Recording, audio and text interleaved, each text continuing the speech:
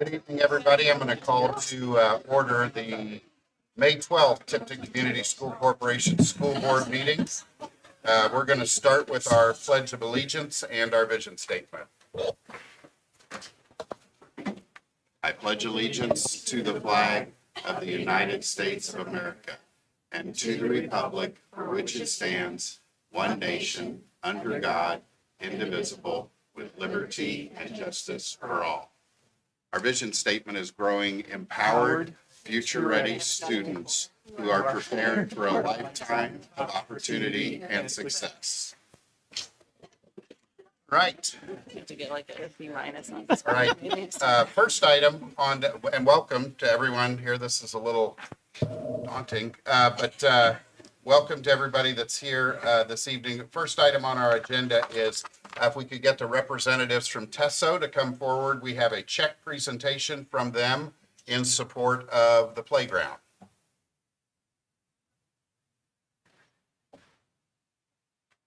Oh, I don't know if we can get that in the deposit. Yep. Huh? Yeah. Yeah, that's fine. Anything special you guys want to say? Yeah, to put you on the spot. I just want to thank the school board and administration for making the playground a priority. If you ever have a chance to peruse the playground before it's demolished, you'll see that there is need for improvement for sure. And I think kids are excited about some changes. And one of the big changes will be a surface that will allow for perhaps a greater opportunity to play when it's a little bit, when it's rained right before recess and things like that. So it should be good for the students. But I definitely want to thank all of our elementary school families throughout the last several years who donated, who bought cookie dough, who purchased pork burgers and all those things that support our fundraisers. These are the types of projects it goes to help. So please know it's going back to the students directly. And I also want to thank the staff who helps promote our fundraisers and all that. So thank you for everyone being a part of it. Very good.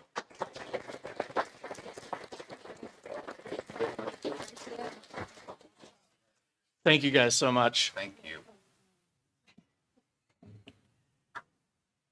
We have all these places where we have to stage our photographs here. So apologize. Yeah.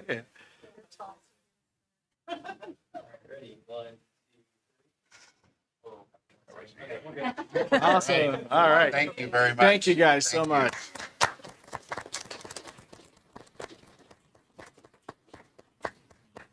Thank you, Andrea.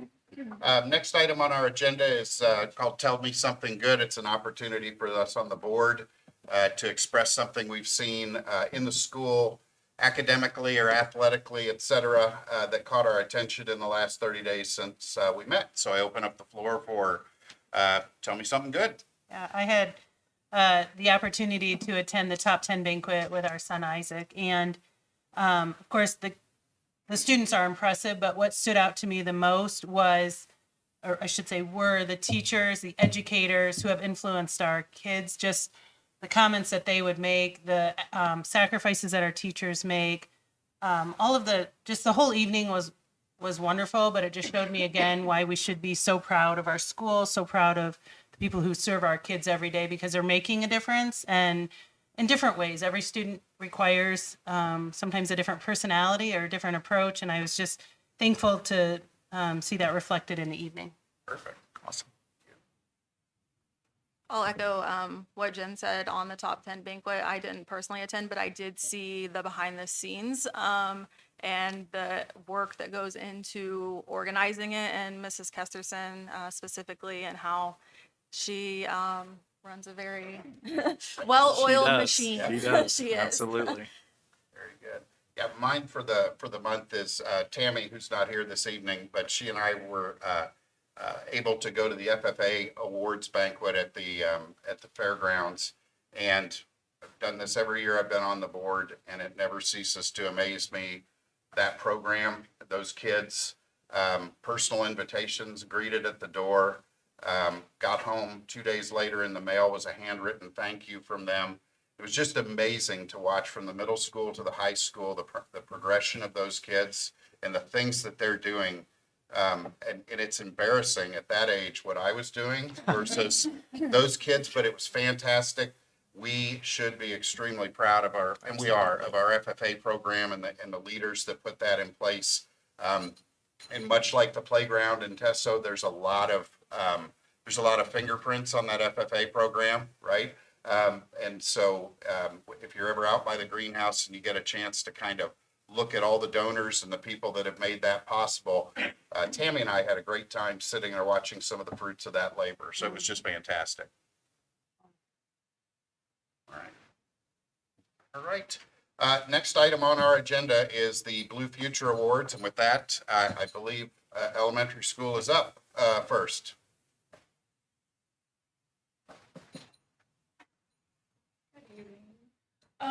Tipton Elementary would like to recognize two very bright mathematicians. So if Daly Campbell and Hazel Parr would please come here.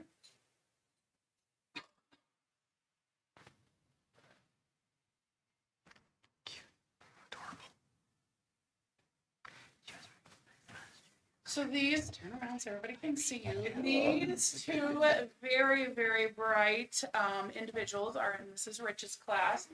And they have scored in the top 2% in math on the iLearn checkpoints. And so they are in the top 2% in the whole state. And so they are considered a national math star.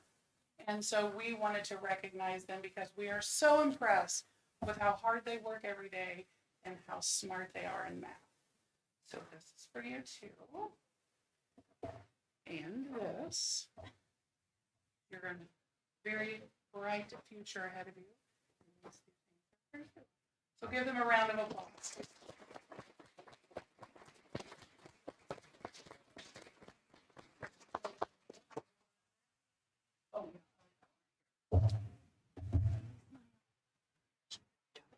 Congratulations, guys. All right. Well While done. we are staging that photograph for your social media presence, I believe John, are you, oh, JR. Yeah. Okay, JR's up.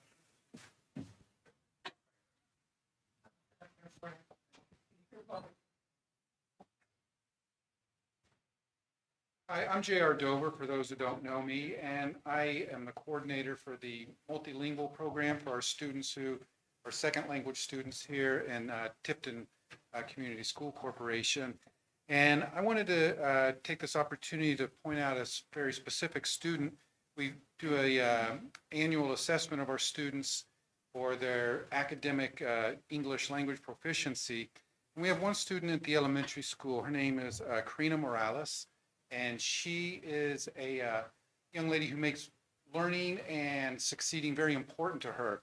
And so she's gotten very close to exiting out of this program the last couple of years. And this year she finally got over the top and she made it out. And she had the highest score in the entire school district of all of our second language students. And she's a fourth grader in Mrs. Martin's class. But I just wanted to make sure that we pointed out and recognize what a hard worker she is and how successful you can be when you stick to something and point out with it. And we brought Mrs. Spears here too, because Mrs. Spears has been working with Karina since she was a kindergartner. So she's kind of witnessed all of this hard work. So Karina, you want to come on up?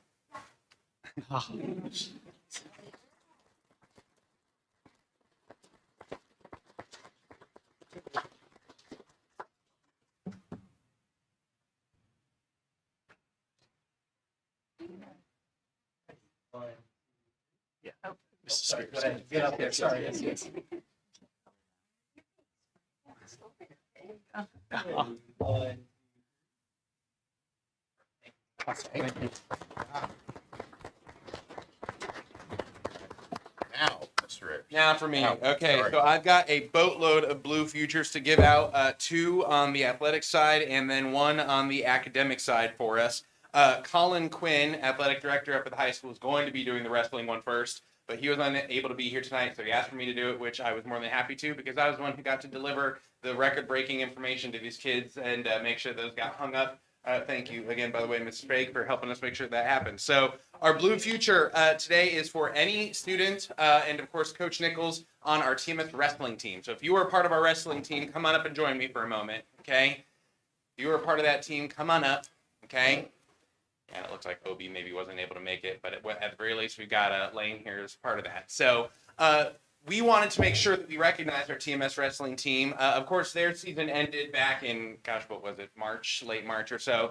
But even so, as we kind of were finalizing that season, both me and Mr. Quinn really recognized that there's a lot of power in this program. I'll read what Mr. Quinn had said. I would like to recognize the Tipton Middle School Wrestling Program for their outstanding year this past season. They placed third in the MIC, putting 9 wrestlers in the championship match, 8 in the third and fourth place match, and all the while they had one of the smallest teams of our conference and gave up, in fact, 2 weight classes. 2 wrestlers, and we've got one of them here, Mr. Lane Emberton at 106 pounds, and another one, Mr. Obi Motes at 70 pounds, both broke records this season. For Lane, he went 17-3 in his weight class, and Obi went undefeated with 12-0 in his weight class. So not even at the middle school yet. He's still down at the elementary. Just imagine he's got even more time to be able to break even more records, right? So we want to go ahead and also make sure that we give a huge round of applause to Coach Nichols.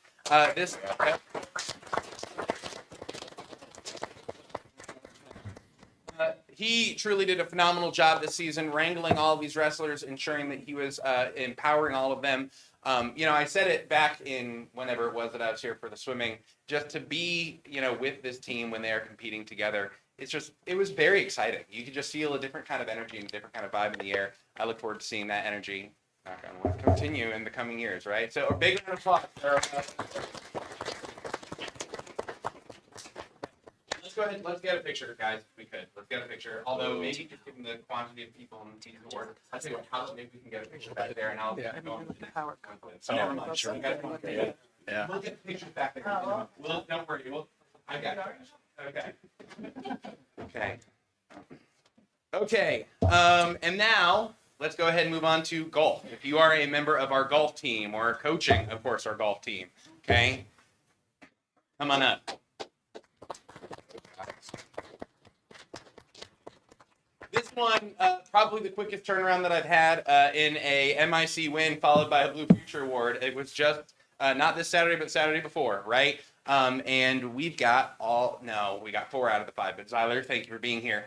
So this team, all together, I invited the whole team, but specifically 5 golfers are ones who I want to go ahead and reference today. Another sport that's just had a really, really positive vibe, really, really positive energy. The roster of kids on our golf team has, I think, doubled from last year. I mean, we just have a lot of energy in terms of people who are golfing. I actually was out on the links yesterday watching their match against Sheridan, and just the level that this team is supporting each other, just a really positive group. Of course, there are fruits of that labor, and the fruits that come from that labor is their MIC win. And specifically here, we've got these 4 gentlemen closest to me who shot in that match. We had Merrill Smith, Easton Glassburn, and Camden Leach, who all participated and shot, contributing to that team score. Jace Conaway is the 8th grader who is not here this evening. He tied for a 3rd place finish.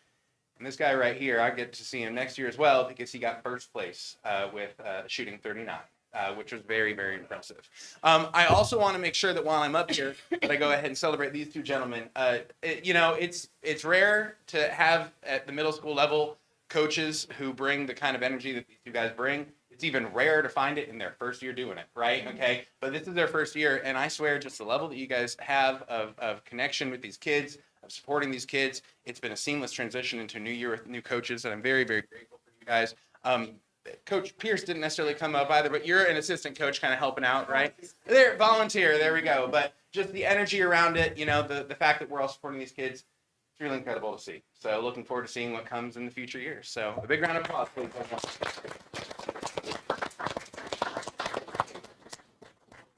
Awards, and I'm going to go ahead and finish my list if you guys want to go back there.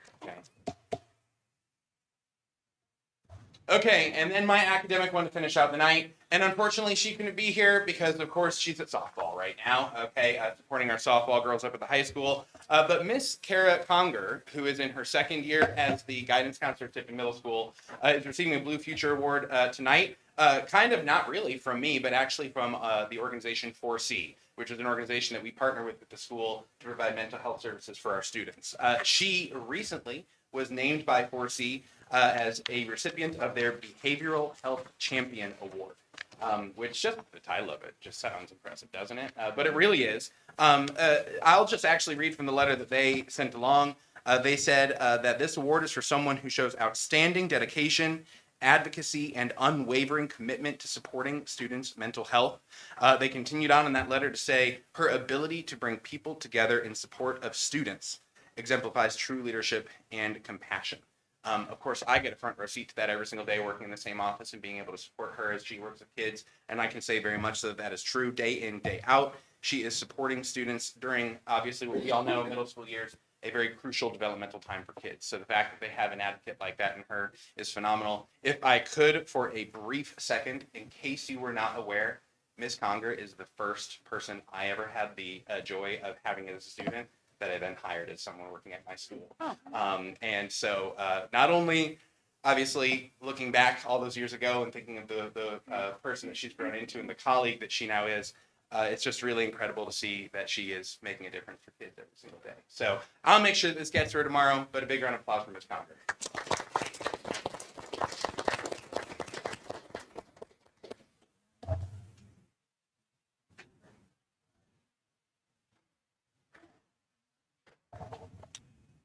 All right, so for the High School Blue Future Award, I'll go ahead and call the Bass Club members up, our fishing club guys up. As they're walking up, I'll go ahead and kind of talk about what we're going to recognize them for. This was a bit of a surprise recognition. I got a text message that just said state champs, and it was like pretty awesome thing. I always asked for pictures, but it was just state champs because Mr. White's phone was dying. But these are members of our bass club. So on May 2nd at Lake Patoka, we sent 3 teams over.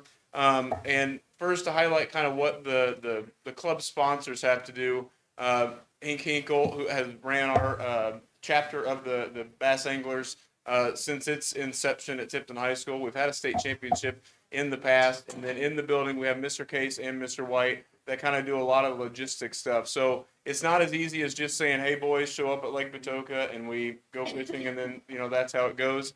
They got to organize captains. They got to do all the lodging and getting everything organized. So I want to recognize them for the work that they do behind the scenes, and then obviously their knowledge that they're passing on to these guys. This is another one of those clubs and opportunities that kids can do that's a little bit different. It's not your standard sport or things like that, but it's an avenue to go out and be successful and then represent your school while you're doing it. So as I was saying, on May 2nd, we sent 3 teams down to Lake Patoka for the state championship. And Micah White and Grayson Parker. Now, Micah is from the school down south that wears orange, but because they don't have a bass club, he's eligible, and we obviously welcome him at the Tipton Club. But at that tournament, they finished with a 5-fish total of 18 pounds, 10 ounces for the tournament. And in talking to Hink, it sounds like they got to work through. Like they caught how many fish? Well, how many total fish on the day? 10 keepers. 10 keepers throughout the day, which 15-inch bass is a keeper that they then had to go through and cull through their tank and get the biggest one. So they didn't just catch 5 fish; they caught a bunch of fish and were super successful on Lake Patoka to take home the state championship. They also missed biggest fish by 1 ounce. So I know. Should have fed it maybe before we put it in. And then of that, I want to also highlight that there was 53 total teams in this tournament. So this wasn't like a 10-team thing where it was a big event down at Lake Patoka. Total of 131 total fish that were caught. And now, because these guys have won that, they've qualified for nationals, which we're asking the school board to approve an overnight trip in June for them to go to Lake Cumberland, Kentucky, the 24th through the 27th. They'll go a couple days early to scout out the lake and do what fishers do and get prepared for that. So wanted to take a second to highlight these guys and the success that they've had. Again, Hink Hinkle. What's your certificate? And they're also fishing in the World Finals. Oh, So nice. Cool. more, right? Mr. White, Mr. Case, our 2 winners here, Grace Parker, and then Michael White. So let's go ahead and give him a round of applause.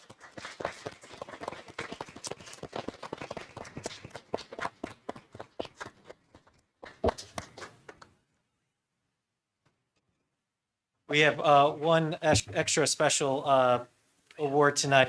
As many of you know, Dr. Glaze is retiring at the end of this school year. And I thought it was an appropriate time to recognize all the work that he has done. So tonight, it's my privilege to recognize Dr. Ryan Glaze with the Blue Future Award for his outstanding service as superintendent for Tipton Community School Corporation. Since 2020, Dr. Glaze has led TCSC with vision, steadiness, and deep commitment to students, staff, and the community. His impacts can be seen across the district from major facility improvements, classroom upgrades, and renovations to the Inferno and middle school gyms, improvements to the athletic spaces, and the addition of the Total Seed Production Greenhouse. Academically, Dr. Glaze has kept students' outcomes at the center of his work. Under his leadership, TCSC achieved a 100% high school graduation rate, strengthened professional learning communities, advanced K-12 curriculum alignment, and expanded early learning through pre-K, and continue to see strong results in IRE 3 and iLearn. Most importantly, though, Dr. Glaze has led with integrity, empathy, and genuine commitment to people. He's helped make Tipton Community Schools stronger and position the district well for our future. On behalf of TCSC, thank you, Dr. Glaze, for your leadership, your service, and your lasting impact on our students, staff, and community. Congratulations on receiving this.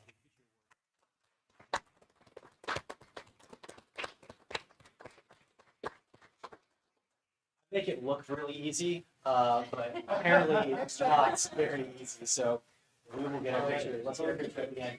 We do have a gift for you though as well. Close your eyes. Like it's Christmas. Now this, keep in mind, this is not the finished product, but we want to show you what.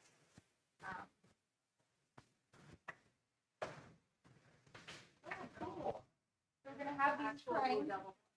I love them. They're authentic, yes, real Blue Devil blood, and we're gonna get them framed for you. Awesome. You'll have the front and then the back. All And we'll right. present them at graduation for you. Well, thank you so much. I love that. Coach Toll is, Thank you. very, generous and donated those jerseys. Awesome. 26 for your use. Well, thank you guys. Yeah, That absolutely. means a lot. Thank you so much.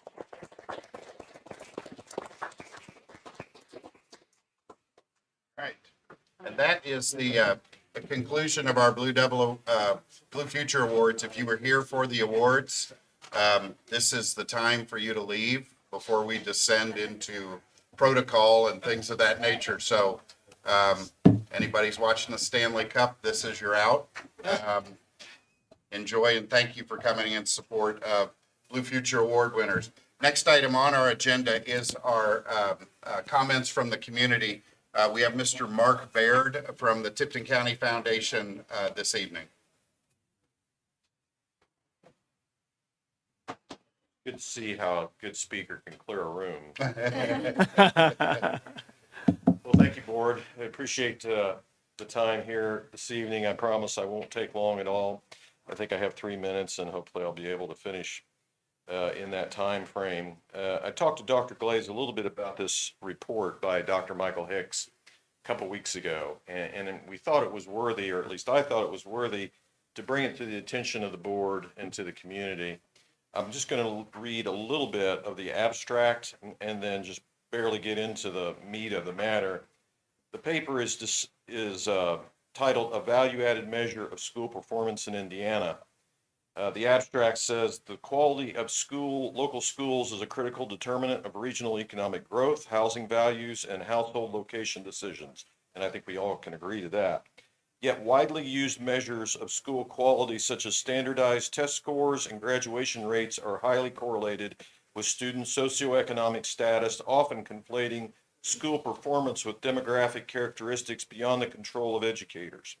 This study develops and applies an adjusted performance measure or value-added measure of school corporation quality for Indiana public schools that isolates the contribution of school corporations to student outcomes after accounting for poverty and demographic factors.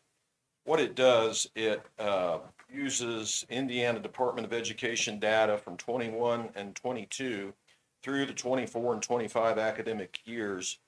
And they use a lot of regression models with utilizing iLearn scores, mathematics proficiency rates, and SAT college benchmarks to come up with a relative score of every school in the state. And as the executive director of the foundation, I wanted to make sure that you all knew that we are here to help you guys try to take the next steps forward in the proficiency of the students here in Tipton County. Tipton County doesn't rate the best in this study by Dr. Hicks. And I would welcome you to get a copy of the study. It's very widely distributed out there on Mr. Hicks's website. If anybody is curious as to what the study is, I'll be glad to furnish that to you. But as an example, the top 10 school corporations by 2025 value added based on 8th grade iLearn combined proficiency shares. Number 1, Crawford County Schools. Number 2, Town of Speedway, Brownsburg, Avon, North Spencer, Pioneer, South Montgomery, DeKalb, Liberty Perry Community School Corporation, and South Gibson. You'll note that these are not all large schools, and I'll be over here in just a few seconds. Thank you. These run the gamut. And what it tries to illustrate is just because you're a small school in a small area doesn't mean you can't have quality education and quality educators in front of you. Again, I just wanted to reiterate that the foundation is here to help, whether it be a small idea or a really a transformational changing idea. We want to partner with you guys to try to make that change happen. So thank you for your time. Thank you, Mark. All right, next item on the agenda is our consent agenda for this evening. Within that is the approval of the agenda for the evening, the approval of the minutes from our work session and regular session on April 14th. We have the approval of claims, our payroll from the April 17th and April 24th, and our payroll of May 8th. And then we have an AP claims run for the month of May of 2026. We will have the approval of the personnel report, which I will read at the conclusion of the approval of the consent agenda. And then we have the approval of the field trips for the bass anglers overnight trip to Lake Cumberland. And then we have the acceptance of the donations that were in the attached donation report. So I need a motion and a second to approve the consent agenda for this evening. I move to approve the consent agenda. Second? All right, I have a motion and a second to approve the consent agenda. Any questions or additional comments? I'm hearing none. All those in favor of approving the consent agenda, please signify by saying aye. Aye. Any opposed? Consent agenda is approved. On our personnel report for this evening, under certified staff, we have the resignation of Mr. Justin Palmer, business teacher at the high school, the resignation of Sam Phillips, PE teacher in the elementary school, and the resignation of Alexis Bell, preschool teacher in the elementary school. Classified staff, we have a leave of absence for Della Denham and resignations for Heather Goodnight, custodian in the elementary school, Elvia Caceres, preschool teacher, Tipton Elementary School, Lisa Webster, preschool assistant, Tipton Elementary School, and we have the following recommendations. Stacy Angel for our summer school teacher for the elementary school, Emma Long for summer school teacher at the elementary school, Nicole Oliver for a summer school teacher for the elementary school, and Taylor Sampson as a summer school teacher for the Tipton Elementary School. And then Tammy Smith as a summer school corporation bus driver, and Amanda Steiner as the summer school corporation bus driver. In our ECA staff, we have the resignations of Olivia Spidell as the JV volleyball coach at the high school. We have Nicole Neely from the National Junior Honor Society sponsor in the middle school. And we have the resignation of, again, Nicole Neely as a 7th grade team leader, and the resignation of Justin Palmer as the boys golf coach at the high school again. The termination of John Bechtold, the assistant girls track coach in the middle school. And then we have the following recommendations. Darren Pratt is the assistant girls track coach in the middle school. Fred Henderson is the class sponsor of Tipton High School, the junior class sponsor. Beth Craner for the junior class sponsor of Tipton High School. Mr. Aaron Toll as the junior class sponsor for the high school, and EJ Toll as the junior class sponsor for the high school as well. So all those in favor of approving the personnel report? Oh, I'm sorry. I need a motion and a second to do that. I'm out of breath. So. We did. Okay, so that is approved. Moving on from that, we are at the superintendent's report. Dr. Glaze. Okay.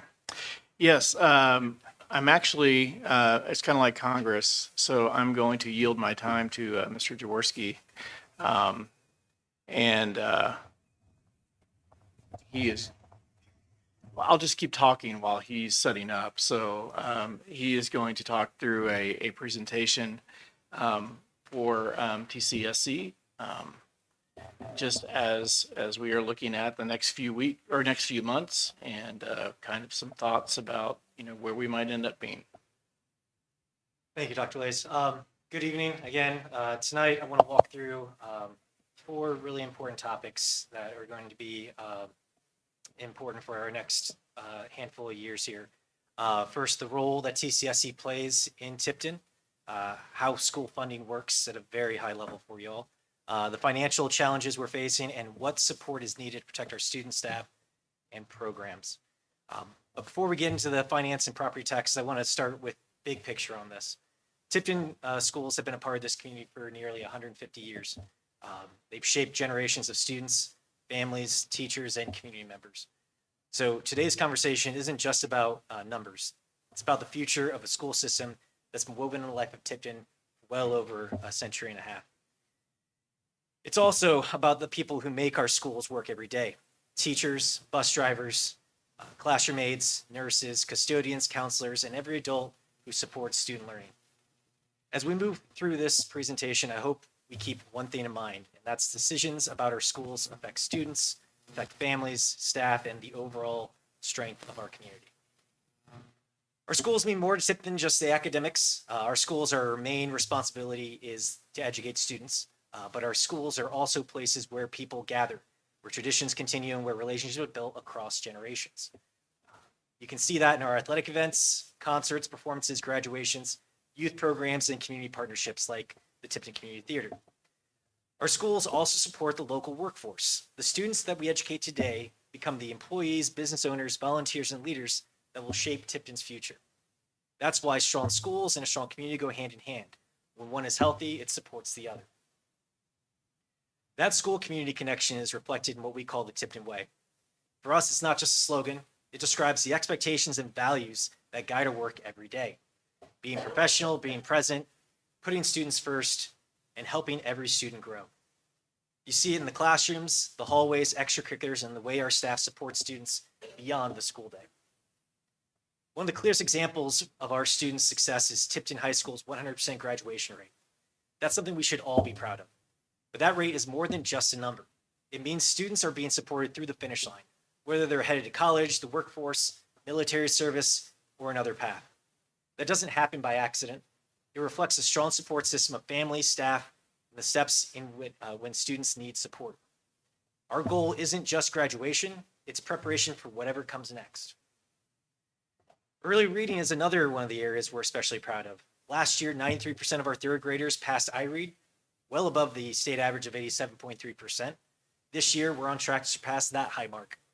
Those are strong results, especially because many of our students need extra support at different points in their learning.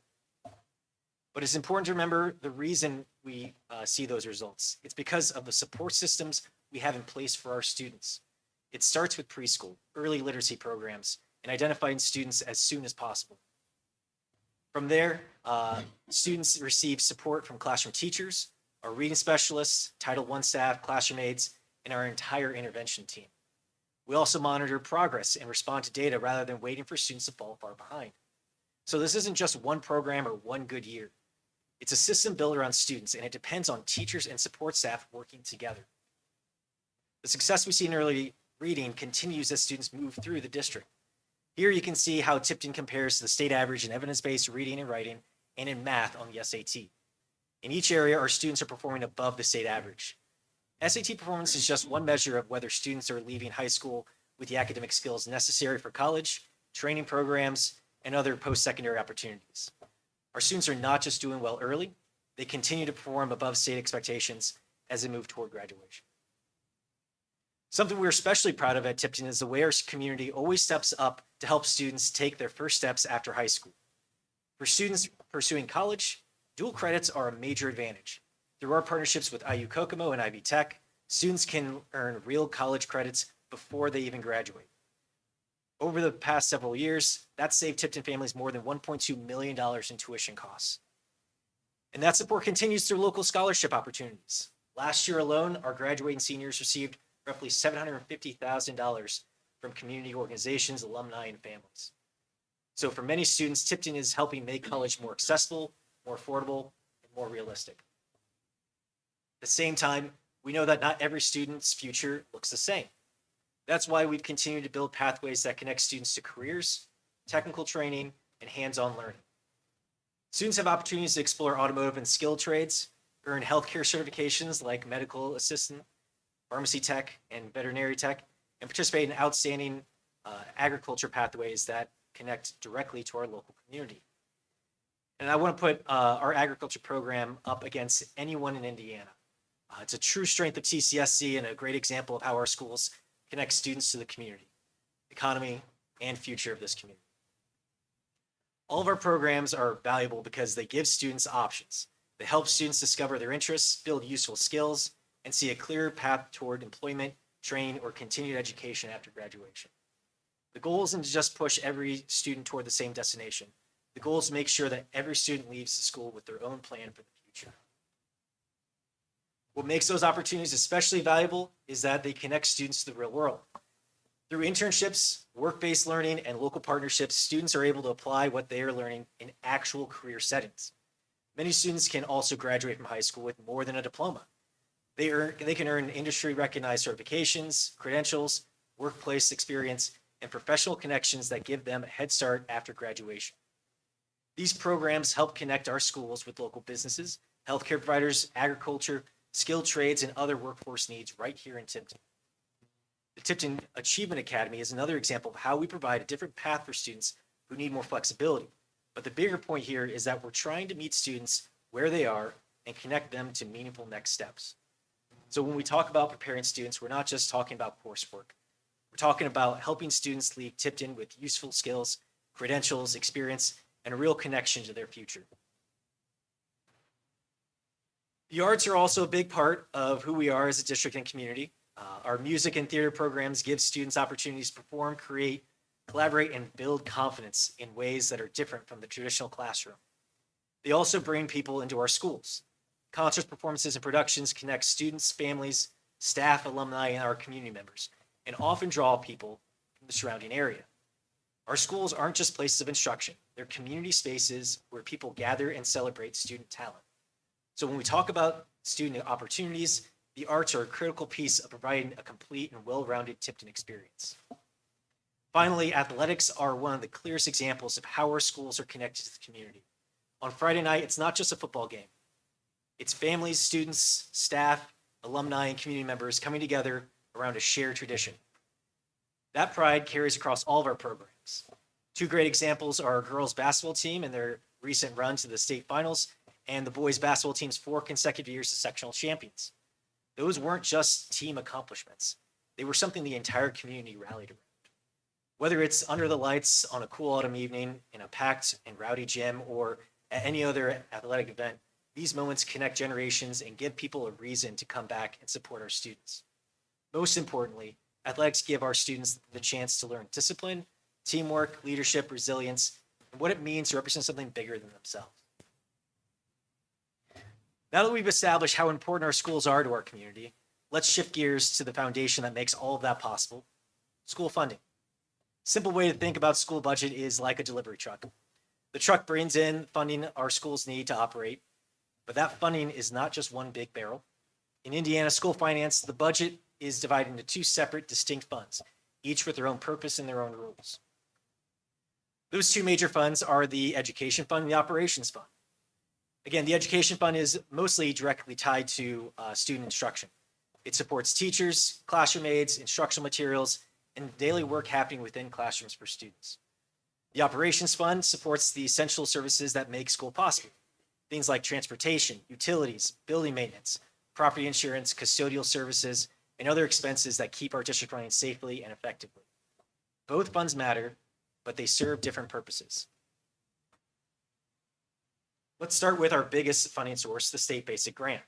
This is the main funding we receive from the state, and it's based largely on student enrollment. In simple terms, it's the money that follows students to the school district they attend. At TCSC, we put 93% of our funding into the education fund, which supports classroom instruction, teachers, aides, and student learning. By law, school districts can transfer up to 15% of those dollars into the education fund if needed. Last year, we transferred only 7% because we have worked hard to keep education dollars focused on the classroom. But as our operations fund is reduced, we may be forced to transfer more education dollars into the operations fund. That will impact learning because every dollar moved to the operations is a dollar no longer available to directly support classroom instruction and student learning. The other major fund, like I said, is the operations fund, which is funded through local property taxes. This fund pays for the basic services that keep schools running: transportation, utilities, building maintenance, custodial services, insurance, and safety-related needs. These expenses may not always be obvious to the classroom, but they directly affect students every single day. Students need safe buildings, reliable buses, heating, cooling, lights, technology, and clean facilities. So even though operations fund is separate from the classroom instruction, it's still essential to the student experience. Another fund that we need to explain real quickly is the debt service fund. Think of the debt service fund like your mortgage payment. When the district needs to update aging facilities, we often have to borrow money and pay that debt back over time. That's what debt service is for. It can only be used to repay bonds and debt from past facility projects. The key point is that debt service dollars are separate from the education fund and operations fund. They can't be used for salaries, supplies, transportation, or daily operations. We understand taxpayers see all this on one single bill, but legally those dollars are restricted to different purposes. Finally, the last fund that you might be hearing about in the news recently is the referendum fund, something that TCSC has never had. The referendum fund is a voter-approved local funding for a specific period of time and for specific purposes. Referendums are becoming more common across Indiana because school costs continue to rise while state and local funding have not kept pace. For Tipton, an operating referendum, we focus on maintaining stability. That's protecting programs, keeping class sizes reasonable, supporting transportation and student services, and retaining staff who serve our students every day. This slide gives some perspective on state support per student across Indiana. The chart includes 376, every one of those dots, traditional public schools, charter schools, and virtual schools. The state average basic grant is $7,734 per student. Tipton receives $7,475 per student, which is $259 below the state average. This may not sound like much at first, but with our current enrollment of about 1,300 students, that equals roughly $345,000 less per year than we would receive if tipping were funded at the state average. And that gap repeats year after year after year. The point isn't that every school should receive the same amount. The state's basic grant formula accounts for different student and community needs, but the reality is that Tipton is operating with per student funding that is below the state average, while still providing high quality academic student supports and opportunities for students. One final point about this slide, it's important that you know every highlighted school on the chart, except for Tipton, already has an operating referendum in place. Across Indiana, more than 1 in 5 school districts have turned to operating referendums to help bridge funding gaps like this, with many more expected to consider them this year alone. We're now facing the same kind of decision. In 2009, Tipton received just over $5,000 per student, and like I said before, by 2026, that number's increased to almost $7,500. So if state tuition support has gone up, why is funding still a challenge? The key question is, has the state funding kept pace with the real cost of operating schools?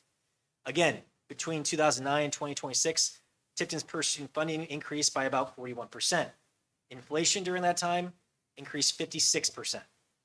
If state funding had simply kept up with the rate of inflation, Tipton would be receiving over $8,300 per student in 2026 instead of the $7,500. That's a difference of more than $800 per student. And with our current enrollment, that equates to $1.15 million less this year alone than we would have received in our basic grant funding had simply kept pace with inflation. So the takeaway is this: while state funding has increased, that's true, the buying power of those dollars has not kept up with the real cost of staffing, utilities, insurance, and other resources. That's one of the major reasons districts like ours feel financial pressure, even when the funding appears to be going up. Before I get too far into this, I want to show quickly how Senate Enrolled Act 1, which you may have been hearing about in the news, changes the tax base and the supports for our operations fund. Let's use a home gross assessed value of $200,000. That home was not taxed on the full $200,000. After the homeowner deductions were applied, the taxable amount or net assessed value was just $95,000. That taxable value is what the school operations rate is applied to. For this example, that $200,000 home generates about $430 for our operations fund. That's our starting point. It gives us the before picture so that we can understand how SCA 1 changes the amount of revenue available to support school operations. And just a real quick note, this is an oversimplified version. This is to help you guys understand what the impact of SCA 1 is. Everybody's bill is going to look a bit different. Everybody's got a few different tax credits or different deductions available to them. This is going to keep this at the high level. When we look at the changes from 25 to 26, in this example, we're keeping the home value the same at $200,000. So again, we can focus on the impact of SCA 1. In real life, home values are going up and down. We understand that. Actual tax bills are going to be affected by other factors. But in 2025, this home had a taxable value of $95,000. In 2026, that same home would have a value of $91,000. That means that same $200,000 home has less taxable value available to support school operations.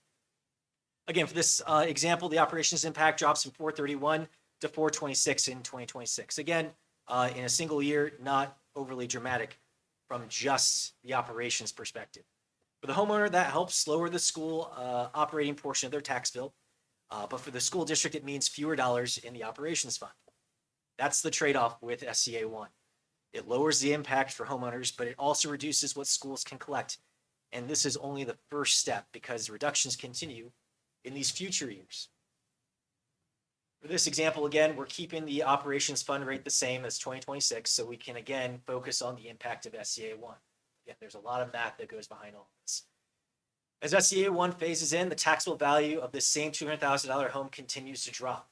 It goes from $91,000 in 2026 to down to $66,660 by 2031.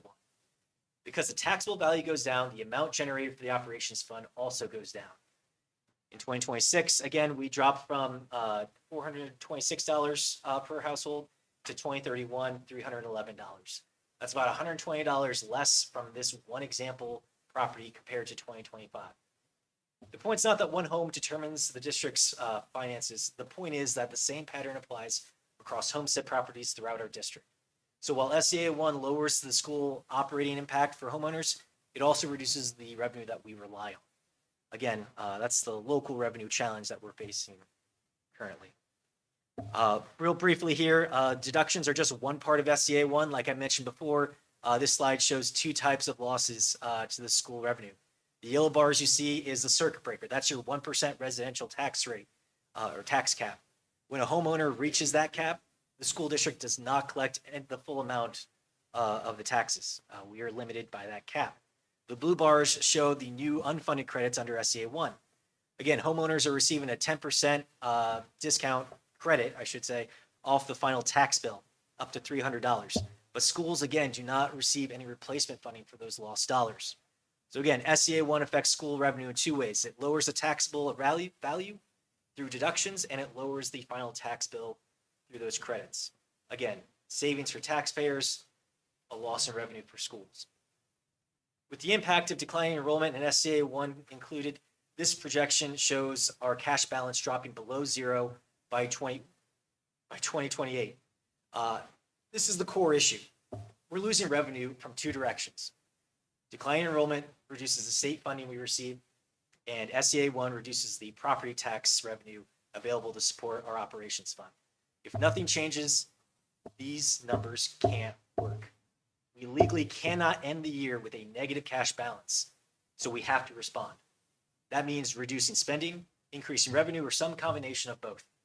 And reducing spending at this point means reducing people, programs, services, and opportunities. It's not just a one-year budget problem either. As you can see clearly, it's a structural financial challenge caused by declining enrollment and accelerated by SEA 1. That's why we have to plan now. There we go. We've already been reducing expenses for years, especially in response to our declining enrollment. Since 2020, including reductions made so far this spring, the district has reduced 42 positions. That includes 11 fewer teachers and 25% reduction in administration. That matters because it shows we have not avoided difficult decisions. We've reduced costs through attrition when possible, reorganized responsibilities, combined roles, and worked to operate as efficiently as we can. But reductions of this size have consequences. When a school district reduces staff, it eventually affects class sizes, course offerings, student support, supervision, transportation, building maintenance, and the overall experience families have come to expect from our schools. So the question isn't whether we can reduce expenses. We're already doing that. The real question is how much more we can reduce where the school system begins to change in ways our community may not want. For next school year, we're already planning over $900,000 in reductions. These reductions affect every level of the district: administration, elementary, middle school, high school. In total, they include 9 teachers and 10.5 full-time staff positions. That includes classroom teachers, paraeducators, core academic areas like math and English, and career and elective programs such as agriculture and music. I want to be clear, these are not reductions that we're celebrating. We believe they are necessary under the current financial conditions, but every reduction comes with a cost to our students and our staff. And even after nearly $1 million in reductions, the long-term financial projection still shows a significant challenge for us. That's why we have to look seriously at our limited additional revenue sources, which include an operating referendum. Without additional revenue, reductions will continue and become more visible for our students, staff, and community. I'm not going to read the slide to you, but it does show example language, again, example language for a possible November 2026 operating referendum. The most important point is that this would be an operating referendum, not a construction referendum. I know that kind of pops up in the news from time to time. It's not about building any new facilities. It's about supporting the day-to-day needs of our district. The purpose would be to maintain stability, like I said before, retain teachers and staff, protecting class size and programs, supporting student safety and transportation, and continuing the services that students and families rely on. This example proposal would be for no more than 8 years with a maximum rate of 25 cents and a maximum annual amount of $2 million. The word maximum does a lot of heavy lifting here. The district would not be able to collect more than what the voters approve. So for a $200,000 home, the estimated impact would be roughly $216 per year or less than $20 per month. We know any tax increase matters. That's why we want to be clear about both sides, what this would cost taxpayers and what continued reductions would mean for our schools. This isn't about adding extras. It's about maintaining the core functions of TCSC and protecting the quality our community expects from us. So again, a quick peek at the math here. Like I said, on an estimated monthly impact of 25-cent operating referendum to a gross assessed value home of $200,000, using 2027 SEA 1 calculation when this would apply, the net assessed value would be just $86,400. Again, down from $95,000. A 25-cent referendum rate means 25 cents per $100 of net assessed value. And in this example, that equates to $216 per year or just $18 per month. This table expands the example of the same 2027 calculation across a few different residential property values. The important number to focus on here is the monthly impact of the maximum 25-cent operating referendum rate. It's also important to remember that this is just the estimated impact at the maximum rate. The district could not collect more than the rate approved by voters, and the board could lower the rate at any given year based on the district's operational needs. And because SCA 1 continues to reduce the net assessed value over the next several years, the impact of that 25-cent rate on homestead property would also continue to decrease over time. Again, the main point is that we want the community to understand the potential monthly impact as clearly as possible, and any increase matters. But again, it helps potential proposal into real household budgeting terms. So in conclusion here, I just want to close by saying where we started. Tipton's a community rooted in our tradition. Our schools have been a part of the tradition for generations. This conversation is about the kind of school district we want to maintain for our community. We're proud of the outcomes our students are achieving, and we're proud of the programs, opportunities, and traditions that make TCSC such an important part of this community. But those things require stable funding, responsible planning, and community understanding. Tonight's a part of that process. We want our community to have clear information, ask good questions, and understand the choices in front of us. So again, thank you all for your time. I appreciate it. Thank you for caring for our schools, and thank you for being part of the conversation. Thank you, Scott.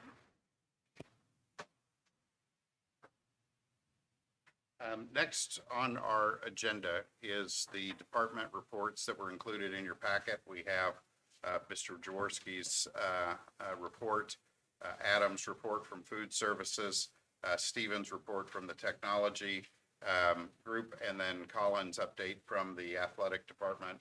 I didn't know everybody's had a chance to review that. Were there any questions or public comment on the department reports? All right. Hearing none, I'll move on to our financial report. And are you doing that? It's me. I've Yeah, just it's me. noticed Brooke Yeah. is not here, so Yeah, it's like yeah, panic yeah. for a moment. Brooke is on vacation, so. Yeah, so quickly, the financial report, our cash balances as of April 30th in the education fund are $875,982. Operations fund, $133,254,000. Debt service, $532,748,000, and then rainy day, $2,035,833. Interest income for this last month was around $16,000. We did receive our FIT distribution of around $26,000, all deposited into our operations fund, which is currently required. We have requested an advance in our spring tax settlement, which is expected to be received sometime by the end of this month, with full settlement in mid-June. Federal Medicaid receipts continue to come in. So that is $3,498 in April for a balance of around $6,623 since we started this whole process. So once again, that is another way where we're trying to retain some revenue. That's pretty much it. Any questions on the financial report? So, on the heels of Scott's detailed presentation, the rainy day fund, that can't be spent for operations or educational, can it? Just, It can be spent for anything, it can be spent for anything. but it's only one-time dollars. There's no way No, I to understand. replenish. I'm- Yeah, I just, sure. that question is gonna come up, Absolutely it is, so. certainly. And I would say this, that, people will talk about the cash balance, but again, do you have a savings account? I mean, that's really what it is for Our us. cash balance, Yeah, and. three pay month and look out. Right, exactly. And a 3-pay month and, or we have a delayed payment for taxes or whatever. That's why we have our cash balance. That's going to be a real thing in July. Fortunately, we're getting a draw here soon, but we have a 3-pay month in July. We also have our first early retirement incentive payments coming out in July. It's that's going to be a tough month for us. And the Medicaid, Mhm. that money is growing in this account, and then what Yes. is that money? Primarily what we're doing is we're using that to offset our costs now for KSIC. Each corporation now, we used to be able to fund KSIC with just the federal grant. But now each individual corporation has to put a per pupil dollar toward the running of our co-op. So that's really to offset those expenses from KSIC. You remember we used to get a federal grant for KSIC, and then new administration. I know what he's talking about. I didn't put the two together. Yeah. Okay, perfect. Yeah. All right, any other questions? All right, moving on to old business. I'm going to try my best to read all this again. And this is not the abridged version, so apologize for those in the audience and watching online. The first item we have is for approval of updated transportation fees. In January of this year, we approved participation fees to cover transportation costs for curricular, co-curricular, and extracurricular activities. At that time, we recommended a fixed cost for students and families participating in co-curricular and extracurricular activities. After discussions with building level ECA treasurers, athletics, and the activity leaders, it was decided that a per event cost would be a more equitable approach to offset the corporation's transportation expenses. We are recommending a $5 fee per event charge for off TCSC campus activities. Details are described in the PDF that's in your packet, and these updated fees would go into effect July 1st, 2026, as previously planned. Need a motion and a second to approve that and open up board conversation. I move to approve the updated transportation fees. Second. Right, I have a motion and a second to approve the updated transportation fees. Is there any questions or comments from the board associated with this? Are we collecting that money? Yeah.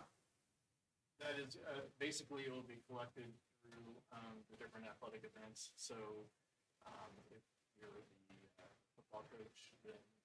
You know you have so many away games and you, okay. And We're not gonna stand at the bus and if you don't have $5, you can't go play. we want all the dollars collected in advance. Yeah, I figured. So, yeah, so for football, typically, we're going to, I think we'll have 4 away games for sure. And so. it Okay, would be I'm just- $20. I don't wanna run into a lunch program issue. No. Yeah. And, you know, the other side of it too is, we know that our booster organizations are going to have to assist in paying some of those transportation. Yep, we've covered, yep. Question, just thinking about football, you mentioned it. I know that, so like freshman JV play separate games, they have their own away, but then they're required to go on the Friday nights with the varsity, but they don't play, but they're still required to pay to go. That is a really good question. That's not. We're working with Colin on exactly how to split those up because again, we recognize that, you know, we have JV players who can play on both, and I don't think our intention is to double dip on Right. those players. So that's going to be all communicated at the start of the season for everybody. And like Dr. Glaze said, we plan to work with the Tipton Athletic Foundation and the boosters to see if that can be similar to how, like with academics, a lot of times, like I think it was really popular recently, was it 4th grade or 5th grade had the Yes. the Pizza King, and Yep. that covered all their costs for transportation there. So not that I'm saying that everybody needs to go to Pizza King for Although it a is very boost good there. pizza. It is, We it will is say that, delicious. that it is good pizza. But yeah, no, that's we will have that communicated before the season begins for every single sport. And we'll take that into consideration as we're assessing those fees. Sure. That's a great question, though. I've expressed this opinion previously, but I still think some of the smaller groups should have the option to opt out as a whole, and whatever that looks like from a liability standpoint. I think that some of the smaller groups should have that option. I would just say that I think that that would be a concern. If we are expecting kids to be there and it's our scheduled event, that does add some legal issues. If we would, and again, we've had that conversation, sure, and I certainly appreciate I it. just It's wanted to also state an equity issue too. There are families who can afford to do that, and there's families who can't afford to do that, and then those families are then burdened with the transportation fees as well. So I totally understand where you're coming from with that, though. I do appreciate it, but my recommendation would be that we don't open up that door. Thank you for those questions and comments. Anything additional on this? All right, we have a motion and a second to approve the updated transportation fees. All those in favor of approval, please signify by saying aye. Aye. Any opposed? All right, motion carries. On to new business. We have the declaration of some surplus equipment. If anybody's interested in a school bus, in your packet are items Got that a are. pretty big dent in it. It's so- got a pretty big dent, but if you're wanting to build a camper, this is your opportunity. Bus 31 is considered a total loss due to an accident in early March. There are some items from the pool and the renovation and the donations that have occurred there. And we have some outdated equipment from the technology education classroom. When possible, these items will be recycled or sold for scrap. But I do need a motion and a second to declare this surplus equipment and allow for disposal. I move to approve the declaration of surplus equipment. All right, I have a motion and a second for the declaration of the surplus equipment. Any questions or comments from the board on this? Anybody want a school bus? No? Okay. coming All to you, those in Rob. favor of approving the declaration, please signify by saying aye. Aye. Any opposed? All right, surplus equipment is approved. Next, we have on our agenda the annual approval of scope and sequence for the elementary, middle, and high school. In accordance with our policy E100R, the superintendent shall implement administrative guidelines for the selection of curricular materials that includes effective consultations with an advisory committee of parents and professional staff members at all appropriate levels. All currently used curricular materials are included with the scope and sequence documents shared with the board on April 21st of this year. The approval of the scope and sequence documents shall satisfy the school board's oversight of curricular materials for all TCSC students.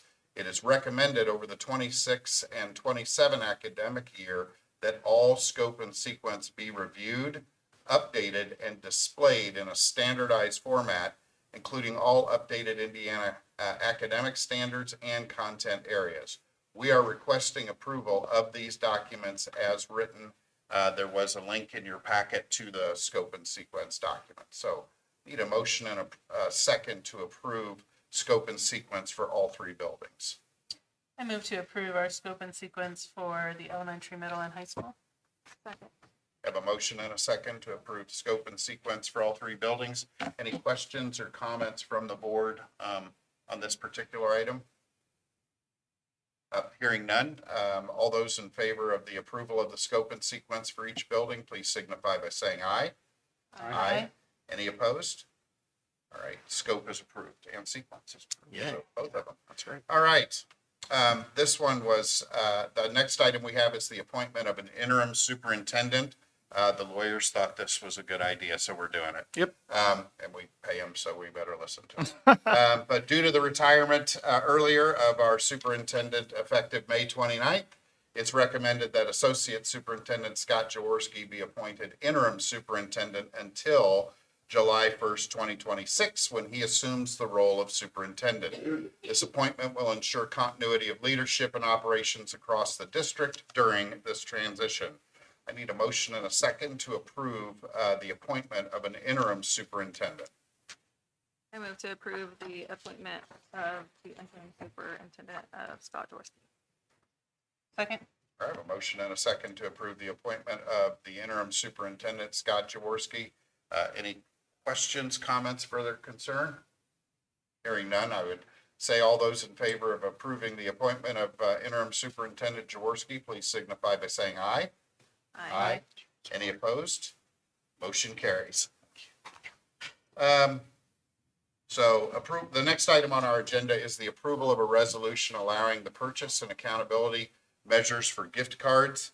This item is in the news quite a bit, and this is our response to that. There's an attached resolution that authorizes the school corporation school board to permit the purchase and use of gift cards for students and staff recognition programs. In alignment with the guidance from the Indiana State Board of Accounts, the board formally approves gift cards as an allowable method for recognizing achievements and contribution. The resolution establishes clear expectations for accountability and oversight. Gift card purchases and distribution must be managed by designated personnel and fully documented through a detailed tracking system that includes purchase information, funding sources, recipients, and confirmation of receipt. All transactions must follow the standard financial procedures, including the use of purchase orders, proper approvals, and supporting documentation. Additionally, the resolution grants the superintendent, treasurer, and designated staff the authority to administer and manage these programs, ensuring compliance with state laws and financial regulations. Overall, the resolution ensures that recognition efforts can continue in a structured, transparent, and fiscally responsible manner. It is recommended the board approve this resolution as written. Good job, Rob. Thank That's you. a lot. There you go. Sorry. I would entertain a motion and a second to approve a resolution allowing the purchase and accountability measures for gift cards. I move to approve the resolution allowing the purchase and accountability measures for gift cards. Second. All right, I have a motion and a second to approve the purchase and accountability measures for gift cards. Any questions or further concerns? I did appreciate your questions today, Eric. That helped a ton. They were So awesome. thank you very much for that. Any further questions, concerns? Okay, hearing none.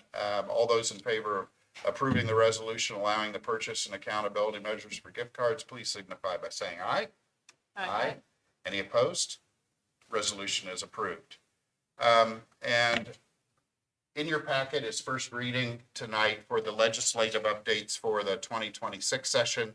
Obviously, these are updates to our CCHA policies from the recently completed 2026 short session at the legislature. Since this is first reading, nothing's required this evening. Second reading and adoption will be in the June 26 monthly meeting. For the interest of the public and full disclosure, the policies that are being updated are firearms, weapons, and destructive devices, school wellness policy, responsible use of technology use and internet use policy, the ever exciting wireless communication device policy that we have to implement, attendance, academic engagement, and truancy prevention policy, medical needs at school policy, a justifiable decrease, it's an administrative guideline, budget adoption and implementation policies, and purchasing procedures and capital assets that needs to be revised, free and reduced meal plans. This is around student privacy, if they're in those programs. Corporation support organizations, that policy along with public records, and participation of non-public and homeschooled students is another policy that will be updated and available to you or to vote on in our June meeting. So that just wanted to make sure that that was on the record for anybody listening to the recording of what the policies actually were. Any questions on our policies or first reading stuff? Okay. All right. We'll assign all those to Tammy since she's not here. Is that clear? All right. Tammy's on the hook for that. Any other matters to come before the board this evening? We have no advisory meetings scheduled at this time. We do have an upcoming schedule of events, and I remember vividly now why I did not like May after joining the school board, because it has been crazy. It is wild, and now I have a senior, and that's made it twice as bad, but next year it'll be better. But we do have now for the last half of the month, May 16th is Stage and Swing in the auditorium. May 19th will be the TMS Spring Band Concert, also in the auditorium at 7 p.m. May 20th will be our high school band concert in the auditorium at 7 p.m. May 25th is Memorial Day. There will be no school. May 29th is our students' last day. It's the end of the fourth 9 weeks and the end of the second semester. June 1st will be our staff's last day. June 4th will be our senior awards at 7 p.m. in the auditorium. June 6th is graduation at 11 a.m. in the Inferno, and we'll reconvene here on June 9th for our June board meeting. Pending any other questions or public comment, I'd entertain a motion to adjourn. Move to adjourn the May meeting. Second? A motion and a second to adjourn. All those in favor, please signify by saying aye. Aye. Aye. We are adjourned. Thank you. Thank you all.